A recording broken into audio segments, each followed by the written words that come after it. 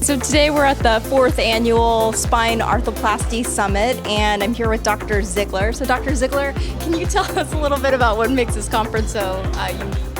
Yeah, it's always a challenging kind of conference because it encourages doctors to present difficult cases, complications, and in an open forum at a pretty high level.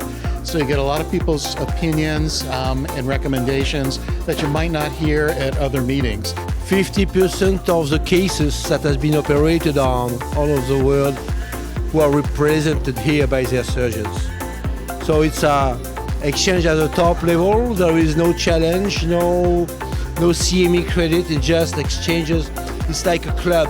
It's an exciting forum because it encourages us to talk about kind of real-world issues, which is not something you can do at the academic meetings where you're constrained by compliance and FDA and things like that. We can really talk about what we do both inside and outside the U.S. When you talk about complications specifically and get a lot of the doctors and surgeons to kind of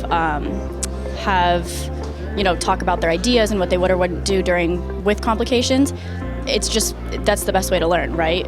Our group feels that this type of course where you're really presenting the complications, you're going to help reduce the overall number.